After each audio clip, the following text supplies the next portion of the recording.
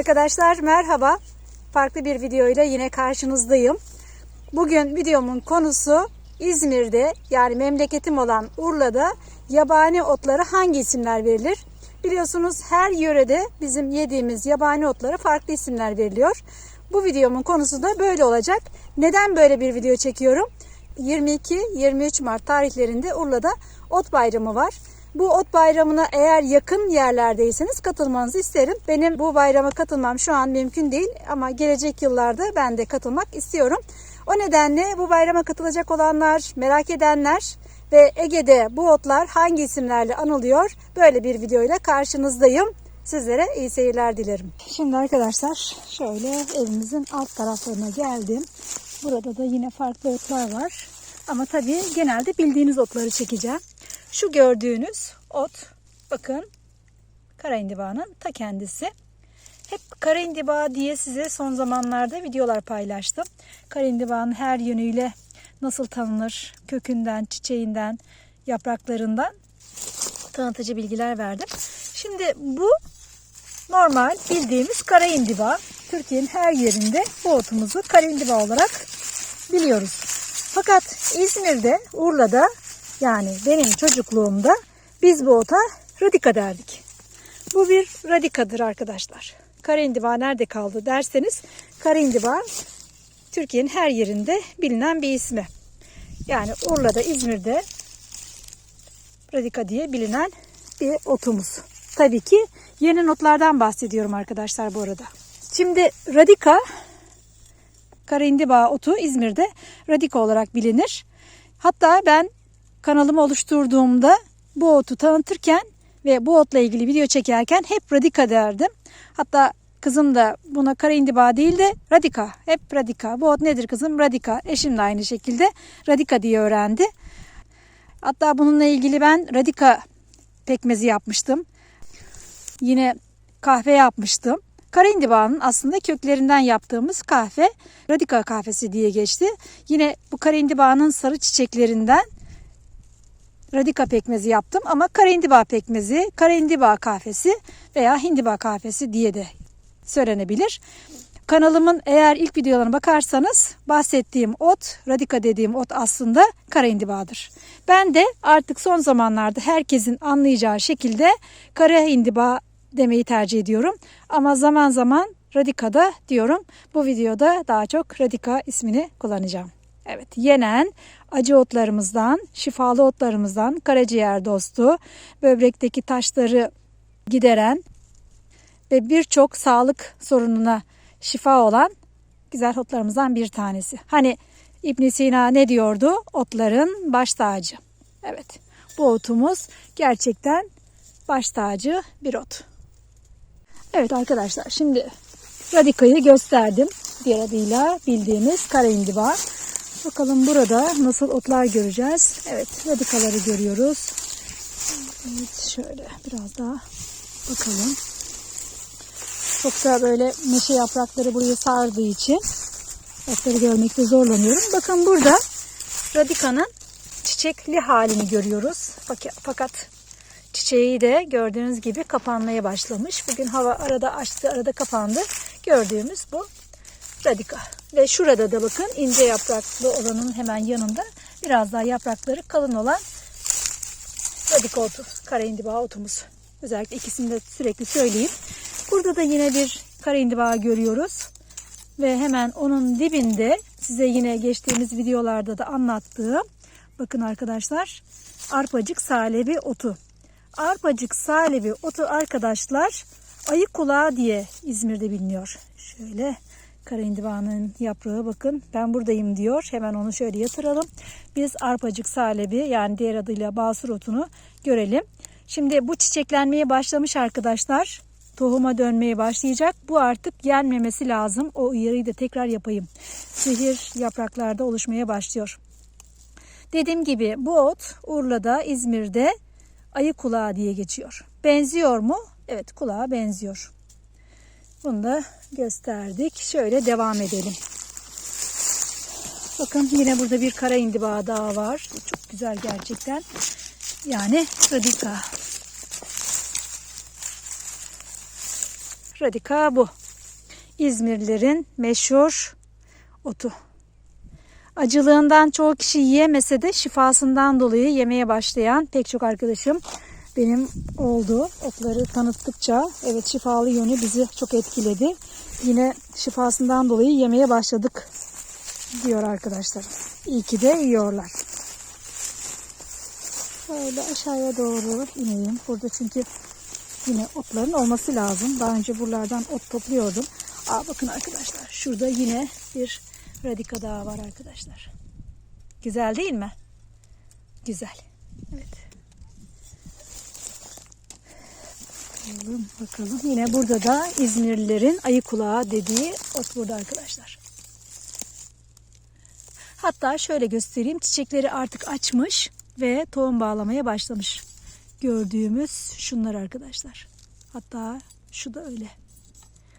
Bunlar artık tüketilmez. Lütfen uyarılara dikkat edin. Tüketmeyin.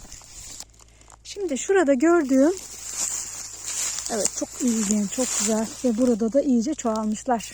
Sizin de çok sevdiğiniz bir ot. Bakın arkadaşlar. Şöyle meşe yapraklarının arasında kaybolmuş olan güzel bir ot. Şunu alacaktım fakat şu değil. Bu dağ sümbülü. Muskari dediğimiz ot. Şurada bakın arkadaşlar çok güzel bir birliktelik görüyorum. Ne kadar güzel. Yani şimdi İzmir'de genelde bu yemlik otunu görmediklerini söyleyenler var. Ama bu ot İzmir'de de var. Ben çocukluğumda bu otu çok iyi biliyorum. Çünkü çocukluğumuzda tütün yapardık ve tarlalarımızın kıyısında bu otları görürdüm. İşte bu zamanlarda şöyle ortasından çok güzel sarı böyle mor şeklinde çiçekleri olan ben çiçeklerini çok beğenirdim ve papatya topladığım zaman aralarına bunu da karıştırırdım. Tabii ismini bilmiyordum. Bunun adı yemlik arkadaşlar. Yemlik otu. Şimdi en çok tercih edilen yemlik türlerinden biridir. Bakın şu volanlı yapısına dikkat edin. Şu yapısına dikkat edin. Bu çok lezzetlidir arkadaşlar. En çok tercih edilen yemlik otu arkadaşlar. Bazı yerlerde teke sakalı da deniyor buna. Ama benim öğrenmek için çok gayret ettiğim otlardan bir tanesi bu. Yemlik otu. Tabii ki yanlış telaffuz edebilirim. Siz şimdi İç Anadolu bölgesinde çok yaygın olarak kullanılan böyle lavaşların arasına, dürümlerin arasına sarılıp yenilen güzel otlarımızdan bir tanesi. Arasına patates veya yumurta konuluyor. Çok güzel bir atıştırmalık. Şimdi bunu alacağım ben. Eğer farklı bir ismi de varsa İç Anadolu bölgesinde lütfen bana yorumlardan yazın. İzmir'de yemlik otuna ne deniyor? Onu da eğer İzmirliler varsa aramızda ki var biliyorum. Cemile Gültekin mesela Çeşme'den bana yorumlar yazar ve otlara da çok düşkün. Lütfen değerli arkadaşım bu sizin bulunduğunuz yerde Çeşme'de Urla'da olan bir ot ve ismi nasıl geçiyor? Bana yine yorumlardan yazın. Hemen otumuzun dibinde arkadaşlar çok keyifle büyümüş iki dost. Bakın kara indiba yani diğer adıyla radika otumuz ve hemen burada gördüğünüz gibi yemlik otu. Ben bunun ikisini de alacağım. Affedemeyeceğim. Ve bakın dostluğun bu şekilde buraya yansıdığını görüyoruz. Güzelliğe bakın arkadaşlar. Güzelliğe bakın. Yani ülkemizin her yeri ayrı güzel. Tabii yemlik otunu da tabii doğru toplama şekliyle bakın şöyle birazcık sütü de çıkmaya başladı. Gördüğünüz gibi bunu maşallah bayağı da sütlü çıktı. Ve yemlik otunu sepetime atıyorum. Ve bunu ben keyifle de yiyeceğim arkadaşlar. Evet, sepetimiz yavaşça şekillenmeye başladı. Evet, maşallah maşallah arkadaşlar, yani gerçekten ben radika otuna hayranım. Hayranım. Aynı İbn Sina gibi düşünüyorum. Şu güzelliğe bakar mısınız? Şu güzelliğe bakar mısınız? Yani şu kuru yaprakları bile buna gölge düşüremiyor. Çirkinleştiremiyor. Biz yine hemen biraz daha şöyle güzelleştirelim. Hafif dokunuşlarla biz otumuzu tekrar gösterelim. Bakın arkadaşlar. Bakın. Bakın. Nutkum tutuldu. Radika arkadaşlar. Radika. Bunu bu şekilde çiğ olarak yiyebilirsiniz. İstediğiniz gibi tüketebilirsiniz. Haşlayıp az suyla zeytinyağlı limonlu salatasını da yapabilirsiniz. Böyle güzel bir otumuz. Radika. Bunu da sepetimize attık. Şimdi bakalım yine İzmirlilerin demeden arkadaşlar. Şunu da alacağım. Affetmiyorum bugün kara indiba radikaları. Hem radika topluyorum hem de kara indiba arkadaşlar bu videomda. Yani aynı ot. Farklı ismi var ama otlar tek. Bakın burada da yine yemlik otu var. Aynı çeşit. Biraz volanlı olacak ama küçük. O nedenle onu toplamayacağım. Şöyle hemen bakıyorum. Buralardaki, evet buralarda hep böyle küçük küçük yemlik otları çoğalmış. Bu çok güzel. Bu bölge biraz daha gözden uzak bir yer. Hemen evimizin dibi, çitimizin dibi. Ve arkadaşlar bakın burada şöyle, ama daha güzelini bulmam lazım. Şu gördüğümüz, bakın bizim normal eşek helvası dediğimiz, Türkmen düdüğü, çoban düdüğü dediğimiz, sütlüce otu dediğimiz, sütlü ot dediğimiz böyle bir yığın ismi olan otumuz. Normalde ben videolarda daha çok sütlüce diyorum. Tabii ki eşek helvası diyen de var ama İzmir'de, Urla'da bu otun ismi arkadaşlar Türkmen düdüğü veya çoban düdüğü. Bu iki isim özellikle Urla'da en çok söylenen isimdir. Gelelim şöyle biraz daha dolaşalım ama daha iyi de görürsek eğer onları da toplayacağım. Evet, güzel. Şurada bize uygun bir, ne diyelim, İzmirlilerin çoban düdüğü, Türkmen düdüğü otu. Normalde ülkemizde de genelde sütlüce, sütlü diken, eşek helvası denilen güzel bir ot. Şu haliyle de Şevketi Bostan otuna da çok benziyor. Ama Şevketi Bostan dikenlidir. Bakın bu dikensiz, hiç otlar batmıyor arkadaşlar. Şimdi evet, gördüğümüz bu ota arkadaşlar Urlalılar Türkmen düdüğü veya çoban düdüğü ismini veriyorlar. Şimdi geldiğim yer şöyle bir yığıntı. O yığıntının ferahlığından çok güzel otlar çıkmış. Bakın burada gördüğüm gelincik otu arkadaşlar. Şöyle hemen şuradan alalım. Urla'da gelincik otuna arkadaşlar gelincik denir. Başka yerlerde farklı isimler de veriliyor. Gelin eli gibi. Bakın burada yine bir tane daha var. Şunu da alalım, minik. Ama çok böyle yapraklarını uzatmış. Güzel olmuş. Bunun dışında bakalım gelincik var mı? Evet, şurada da bir tane gelincik var. Her yörede, genelde ülkemizin her tarafında gelincik otuna gelincik denir ve en çok bilinen otlarımızdan bir tanesidir. Kırmızı kırmızı çiçekleri olur. Gelincik çiçeği. Bakın bu gelincik otumuz. Şimdi bunu da sepetime şöyle atayım. Başka otlar da gördüm. Zaten yine kanalımda bu otları size tanıtıyorum arkadaşlar. Dikkat edin. Şu otumuz bakın böyle büyümüş epeyce. Beyaz beyaz çiçek açar. Ve yılda 5-6 defada tohumunu yayar, tekrar çoğalır. Evet, kuş otu. Bu kuş otu ince otlardan bir tanesi. Ve bu otlar toplanır. Çok güzel börekler yapılır. Çiğ olarak bu şekilde yenebilir. Şimdi Urla'da kuş otuna ne denir? Delik kız saçı, delik kızın saçı otu Urla'da bu ota verilen isimdir. Delik kız saçı. Neden böyle denir? Dolaşık dolaşık bir yapısı vardır. Böyle otların tohumları bir yerden çıkar ve tek değildir. Onlar birbirine böyle karmaşık olduğu için, deli olan kızlar da saçlarını böyle dağıttığı için bu otu deli kızın saçına benzetmiştir arkadaşlar. Şöyle. Delik kız otu, deli kızın saçı otu. Bizim dediğimiz genel anlamda kuş otu, tavuk otu, serçe otu. Bu otumuz. Evet, bunu da sepetimize atalım. Böyle çeşit çeşit otlarımız olsun. Onun dışında bakayım şöyle gördüğüm başka otlar var mı? Burası gayet güzel. Bir yanında ot olmuş. Maşallah burada da yine gelincik otunu görüyoruz. Şundan bahsediyorum.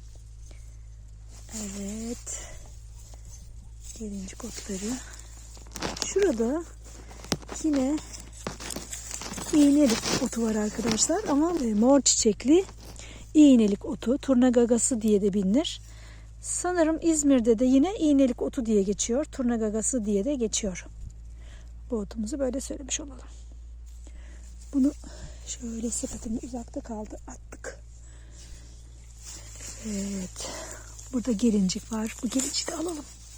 Nazlı nazlı bir gelincik arkadaşlar. Nazlı nazlı bir gelincik. Ve de çok güzel. Kartlamış gibi olsa da yenir. Tazeciktir. Evet. Bakın burada hindibalar var. Şimdi şöyle dönüyorum. Gelincikler. Evet. Şimdi burada az önce başka beyaz çiçekli iğnelik otunu görmüştüm. Olmazsa başka yerden çekim yaparız artık. Evet bakın şurada gördük. Beyaz çiçekli iğnelik otu arkadaşlar. Ben genelde kanalımda bu isimle tanıttım. Bir Urlalı olarak. Bunun bir başka ismi de arkadaşlar Zühre tarağı ismi veriliyor. Zühre tarağı deniyor bu otumuza. Şimdi beyaz çiçek açar. Kişkiş otlarındandır diye söylenir. Hatta Venüs tarağı ismi de veriliyor. Ama Urla'da bu otumuz iğnelik otu diye geçiyor arkadaşlar. Hatta ince otlar denilen bir grup var. Gelincik, iğnelik otu bir araya gelir ve çok güzel çalkamalar, börekler yapılır. Aman Allah'ım canım çekti. Şimdi bir diğer tarafa gidiyorum. Şu baklaları ektiğim, soğanları ektiğim yerden geçeceğim. Arkadaşlar şunu da bakın. Kayısı ağacı çiçek açtı. Bu yıl kayısılar hepsi çiçekli arkadaşlar. Sanırım çok böyle kayısı yiyeceğiz. Bahar bu şekilde karşılanıyor. Umarım çok böyle soğuklar gelip de kayısı ağacının çiçekleri yanmaz. Oy oy oy, güzelliğe bakın arkadaşlar. Çok güzeller. Şöyle.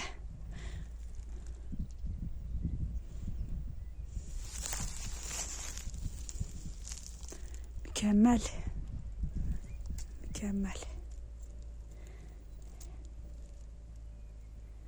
Ve çok çiçek var. Bütün kayısı ağaçlarımız böyle arkadaşlar. Eşimle birbirimize sürekli gösteriyoruz. O da çiçek açmış, bu da çiçek açmış. Bu yıl kayısıya doyacağız sanırım diye. Bakın burası bakla tarlası ama kurak gittiği için havalar çok baklalar şöyle kalkınamadılar. Tabi burada da otlar var. Gelincikler de çok fazlaymış. Bakın arkadaşlar şu gelinciğin güzelliğine ne kadar büyümüş ve çiçek açmaya yönelmiş. Biraz kartlamış ama ben bunu alacağım arkadaşlar. Çok güzel çünkü. Şurada başka hangi otlarımız var? Tanıtmaya devam edelim. Evet, burada Türkmen düdüğü, çoban düdüğü otumuz var. Devam ediyoruz. Bakalım. Evet arkadaşlar, şurada yine az görünen otlarımızdan bir tanesi. Bakın, kara diken otu gördüğümüz. Yine videomda da böyle topluca otları tanıttığım videolarım var. Orada da buna kara diken otu diyorum. Urla'da arkadaşlar bu ota çağla otu deniyor. Çağla otu ismi veriliyor. Yenen otlarımızdan bir tanesi. Şu şekliyle dikenli değil. Rahatça dokunabiliriz. Batmaz. Ama büyüdüğü zaman dikenli hale geliyor. Sepetimiz de böyle oldu. Bakın. Şimdi şöyle bakla tarlasının hemen kıyısından gidip başka bir otu size göstereceğim. Bakın burada acı yemlik otu var. Urla'da bunun isminin ne olduğunu bilmiyorum. Sanırım hindiba deniyor. Bu da aynı şekilde bakın acı yemlik otu ve hindiba diye geçtiğini sanki biliyorum ama çok emin değilim. Lütfen emin olanlar varsa bu ota verdikleri ismi bana söylerlerse mutlu olurum. Burada da arkadaşlar daha önceki yıllarda evet bu benim arazimde çok az olan bir ot arkadaşlar. Ay, annemin bana sürekli öğretmeye çalıştığı ot arkadaşlar. Ne kadar güzel bir yerde gizli gizli böyle çıkmış. Üzerine topraklar dökülmüş. Sığır dili normalde deniyor bu ota. Tabii başka isimleri de var. Ama Urla'da arkadaşlar bu ota kıllı kamina deniyor. Kıllı kamina otu. Şöyle toparlayayım birazcık daha. Evet bakın şöyle tüylüdür. Sığırın diline de benzer. Ama benim yine kanalımda sığır dili diye tanıttığım başka bir ot var. Bu o değil ona göre. Bunlar mavi çiçek açar. Ve çok güzeldir. Şöyle güzel göstermeye çalışıyorum. Bakın arkadaşlar. Kıllı kamina otu. Yine bununla da ilgili çok güzel annemden bir anı var. Onu size başka bir videomda anlatırım. Şu anda konumuzdan çok sapmamak istiyorum. Kıllı kamina otu. Bakın.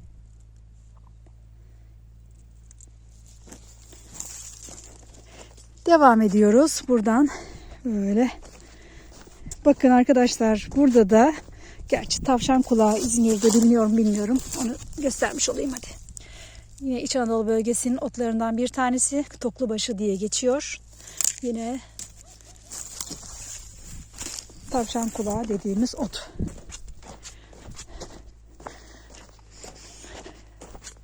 Ağaçlar çiçek açtı. Çok güzel. Artık her yer. İklim çok güzel. Şurada da bir ot gördüm. Bakalım. Evet. Gördüğünüz gibi artık bunu öğrendiniz. İzmir'de çoban düdüğü, Türkmen düdüğü dediğimiz otumuz. Burada bayağı varmış. Gelincikler çok güzel büyümüşler. Ama bir taraftan da kartlamışlar. Arazimde şöyle dolaşarak size de göstermek istiyorum ama yetişebilecek miyim, hepsini anlatabilecek miyim bilemiyorum. Bildiklerimi anlatıyorum bu arada arkadaşlar. Her otu bildiğimi söyleyemem. Yalnızca bildiklerimi paylaşıyorum. Kimine göre fazla biliyorum, kimine göre hiçbir şeyi bilmiyorum. İkisi de kabulümdür. Evet, şurada arkadaşlar ebe gümeci var. Bakalım şurada mıydı? Evet, şurada da var, şurada da var. Bunu çok fazla çoğaltamadım. Ama en azından videomun konusuna uygun bir ot. Ebe gümeci otu arkadaşlar. Şöyle temizleyelim narin. Bunu arazimde çok fazla büyütemedim. Böyle kırsal bir yerde, yolun kıyısında ne kuruyor ne gelişiyor. Hep böyle. Hiç de toplayıp bunu kullanamadım. Ebe gümeci. Çoğumuzun bildiği bir ot. Bakın. Küçük yapraklı ebe gümeci. Ebem otu, gömeç otu isimleri veriliyor. Şöyle biraz daha yaklaştırayım. Urla'da, İzmir'de bu ot arkadaşlar develik otu denir. Develik ismiyle adlandırılır. Daha büyük yapraklı olanlar vardır. Onlardan sarma yapılabilir. Çok güzel bir muska şeklinde. Hatta Urla'nın sokaklarında bahçesi olan yerlerde bu otu şöyle kocaman kocaman görebilirsiniz. Yani bakın şu anda tutuyorum böyle bu kadar yaprakları olan develik otu. Yani herkesin bildiği, Türkiye'nin pek çok yerinde bilindiği ismiyle de ebe gümeci. Burada başka var mıydı? En azından şöyle bir bakalım. Sanki şurada da bir kök var. Çiçekleri büyük bir ihtimal hayvanlar tarafından yendiği için bu otumuzu şöyle gidelim.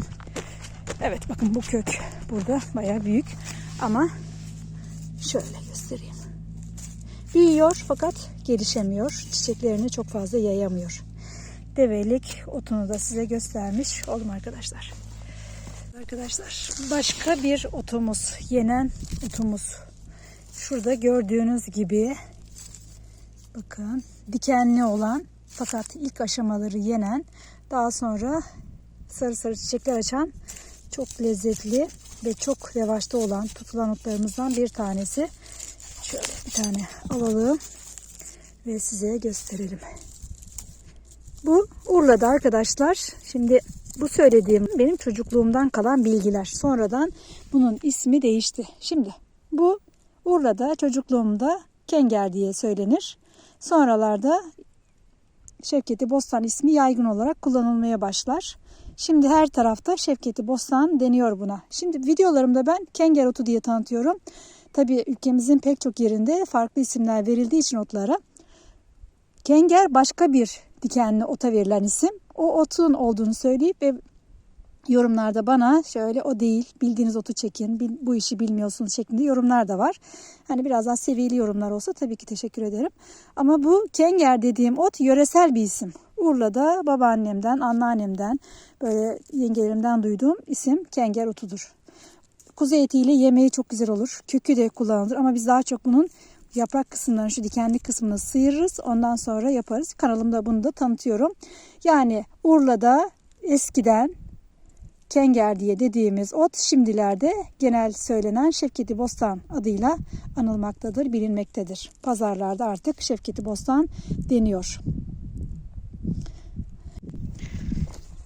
Şimdi arkadaşlar arazimin, çiftliğimin diğer tarafına geldim. Burada da daha farklı otlar oluyor. Tabii gelincikler burada yine gördüğünüz gibi gayet güzeller. Topaçım beni bırakmıyor. Güzel kızım benim. Burada yine arkadaşlar, yine İzmir'de de keçi memesi adı verilen otumuza burada da keçi memesi adı veriliyor. Hemen onu göstereyim. İsimler farklı değil. Şurada gördüğünüz, bakın, bu otumuz keçi memesi otu. Yumrulu olup çok güzel, yer elması gibi yumruları yenebiliyor. Bakın bayağı çok. Önceleri bu kadar çok değildi. Ormanın içindeydi. Şimdi bizim arazinin taraçalarına doğru yayıldı. Hatta şöyle bir sürgün çıkarıp boru gibi çiçekleri olacak. Şurada da keçi memesi otunu görüyoruz. Yani aynı isim veriliyor. Farklı isim verilmiyor. Şuradan aşağıya doğru inip bakalım. Çok güzel otlar çıkmaya başladı yine. Kanalımda tanıtmıştım. Burada arkadaşlar yine Urla'da tüylü acımık denen otu size göstermiştim zaten. Bakalım bulabilecek miyiz? Biraz daha aşağılara inelim.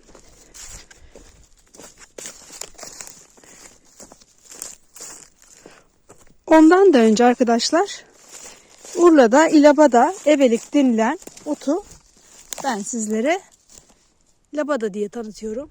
Burası yoğun labada otlarıyla kaplı bir bölge. Bakın şu tohumları da zaten iyice arazimize yayıldı. Artık buradan gitmesi mümkün değil. Tabii ki tarlaları sürekli ilaçlarsak, sürersek, yakarsak bu otlar bir süre sonra yok olacaktır. Nitekim şu anda genel yabani otların neslinin tükenmesinin bir sebebi de bilinçsiz ilaçlama ve ot öldürücü ilaçların kullanılması ve tabii ki tarlaların yakılması. Bunun dışında tabii birçok sebebi de var. Bakın şuradaki de yine labada otumuz.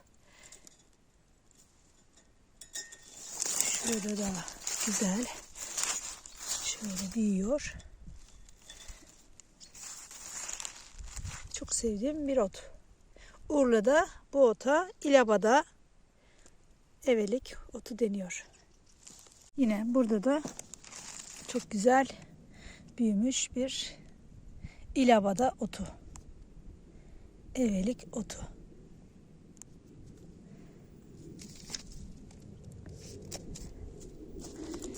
Şimdi tüylü acımık dediğimiz otu göstereceğim.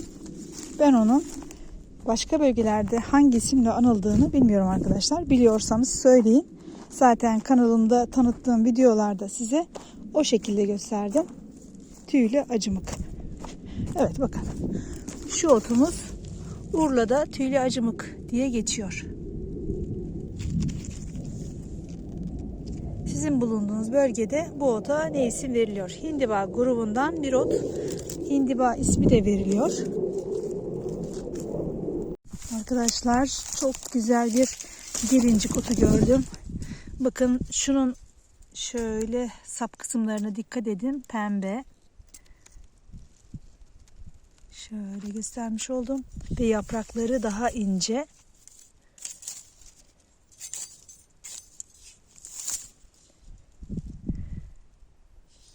Hemen yanında daha böyle kalın yapraklı, iri yapraklı bir gelincik otu var.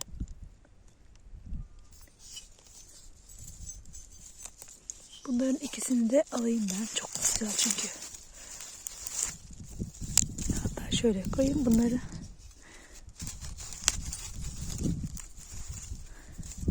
Bakın ne kadar farklı görünüyorlar. Gelin eli çiçeği bu. Gelin eli bitkisi. Şu da kalsın. Çiçeklerini açsın. Şimdi aklıma başka ot gelmedi arkadaşlar. Sanırım bu kadar. Düşünüyorum.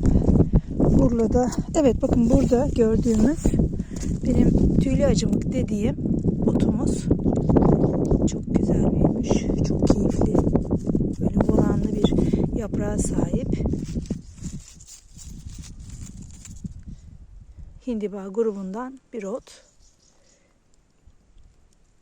Urla'da buna tüylü acımık deniyor. Bu isim çocukluğumdan kalan bir isim. O zamanki büyüklerimiz bize bu şekilde öğretmişti.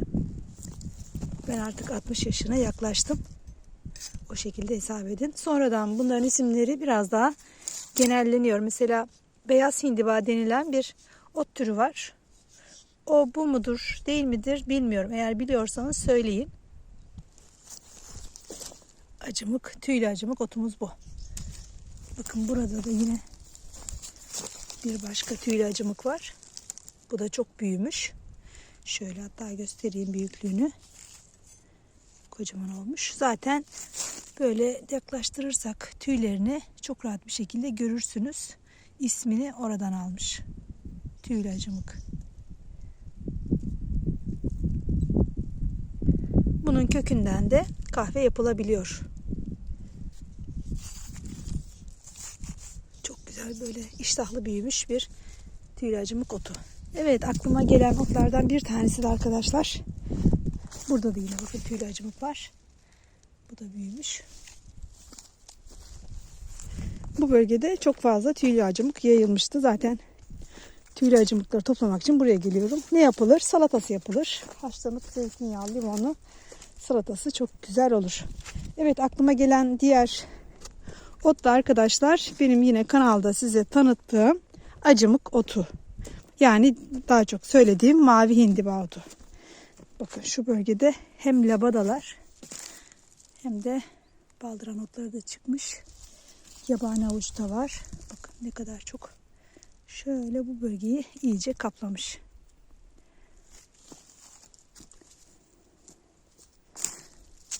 Mavi hindiba otu genelde bilinen bir isim. Ama Urla'da acımık diye söylenir. Pazarlarda acımık diye satılır. Onu size göstereceğim. Şu bulunduğum yerde o yok. Yukarıya doğru çıkacağım. Ve orada onu size göstereceğim. Bizim burası çok dik, engebeli yerler. O nedenle böyle çıkarken zorlanıyoruz. Burada da çok güzel ilabada var arkadaşlar. Urla ağzıyla söylüyorum. Bakın çok güzel otlarımız. Evet arkadaşlar bakın bu bölgede çok güzel yine ilabadalar çıkmış. Ve bu ilabadalar burası sulak olduğu için suyun biriktiği bir noktada olduğu için çok fazla böyle çoğalmış. Yani şuradan topladığımızda çok güzel bir borani yemeği yapabiliriz. Bakalım şöyle çevreye. Evet, şurada arkadaşlar yine Urla'da çağla otu denilen otumuz. Kara diken otu. Bunu da göstermiştim videomun bir bölümünde. Bakın gelinciye, yine bu da kırmızı dallı olan gelincik otu. Evet, bakın şu minik haliyle göstereyim. Mavi hindiba arkadaşlar. Urla'da bu ota acımık otu denir. Şurada da yine gördük bir tane acımık otu. Daha küçükler. Genelde bunlar sonradan büyüyen otlarımız mavi hindiba. Şu da yine gördüğünüz gibi mavi hindiba otumuz. Evet, şu anda bakıyorum çevrede. Evet, şuradaki biraz daha büyümüş arkadaşlar. Bakın. Şöyle. Bu da mavi hindiba. Mavi çiçekleri olan acımık otu. Urla'da acımık otu ismiyle bilinir. Yine kanalımda acımık otu ile ilgili salatalar mevcut. Burada gördüğümüz acımık otu arkadaşlar. Hatta şu daha da güzel bir örnek oldu. Acımık otu. Normalde kanalımda mavi hindiba adıyla tanıttım. Genel olarak mavi hindiba ismiyle bilinir. Mavi çiçekleri olur ve çok güzel salatası olur. Zeytinyağlı, limonlu. İzmirlilerin dediği gibi. Şimdi daha yeni büyümeye başladığı için burada bunu görüyoruz. Bunun dışında şöyle tarama yapıyorum bu bölgede. Zaten gelincik otlarını göstermiştim sizlere. Şu bölge yığma toprak olduğu için otlar erken büyümeye başladılar. Kuraklığa rağmen. Evet, şöyle hatta şurada Urla'da turp otunun filizleri toplanır ve çok güzel kavurması ve salatası yapılır. Bakın arkadaşlar. Bu da epey büyüdü. Çünkü daha sonbaharda başlamıştı büyümeye. Şunlar şu şekilde en taze yerinden kırılır. Şimdi kıyamıyorum, bir ara toplayıp bunları kavurma yapacağım veya salatasını tüketeceğiz. Acı turp filizi diye geçer.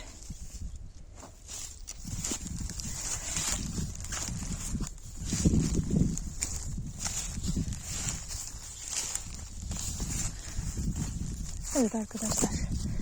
Bakın burada da bir acımık otunu görüyoruz. Hindiba grubundan bir ot. Hindiba da deniyor burada pazarda satılırken. Ama mavi hindibadır. Çünkü hindibalar çok çeşitli bir ailedir.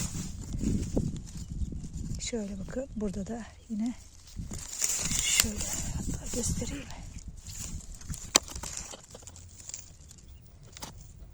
Evet. Bunlar büyüyecekler ve bunları toplayıp ben salatasını yapacağım. Bunun köklerinden de yine kahve yapılıyor. O kahve kafeinsiz olduğu için çok sağlıklı. Aynı zamanda zayıflatıcı özelliği var. Şimdi arkadaşlar şöyle bakıyoruz. Otu zamanında yemek gerekiyor. Dediğim gibi mesela şu turp otları kartladığı zaman filizlerini kullanabilir zaman bir süre sonra bunlar kartlar ve yenmez hale gelir. Onun için zamanını iyi takip etmek lazım. Bakın çok güzel olmuşlar. Burası turp otuyla dolmuş. Çok da sevdiğim otlardan bir tanesidir. Yumurtalı kavurması da çok güzel olur. Ve şurada da yine kırmızı dallı gördüğünüz gibi bir gelincik otu var. Buradaki ot florası çok zengin arkadaşlar. O nedenle çeşit çeşit gelincik otlarını görebiliyoruz. Yine bakın şu bölgede acımık dediğimiz mavi hindibaları da görüyoruz.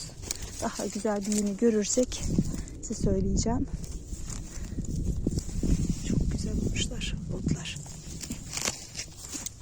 Arkadaşlar büyüklerimiz derdi ki etin zamanı geçmez, otun zamanı geçer diye. Hakikaten bakın şu gelincik otu ne kadar güzel büyümüş, ne kadar hoş olmuş. Onu da alayım mı diye de şöyle baktım. Ya çok güzel. Alıyorum arkadaşlar. Çok güzel. Şimdi bunu önümüzdeki haftada toplamaya kalksam İyice kartlar zaten başlamış. Bakın şöyle. Bu gelincik otu arkadaşlar. Hatta birazcık da matlaşmış. Böyle güzel. Yine bunlardan terletme yapılabilir. İnce otlarla karıştırılıp böreği yapılabilir. Arkadaşlar size bu videomda kanalımda tanıttığım otların Urla'daki isimlerini söylemeye çalıştım. Bu arada size şöyle çiftliğimin bir görüntüsünü paylaşayım. Şu karşıda gördüklerimiz Kaz Dağları. Bulunduğumuz yerde Kaz Dağları'nın eteklerindeyiz. Evet arkadaşlar, çok güzel otları size gösterdim ama gösterirken de bildiğiniz gibi Urla'da yenen otların isimleri nasıl alınır onları söyledim. Başka videoda görüşmek üzere, hoşça kalın.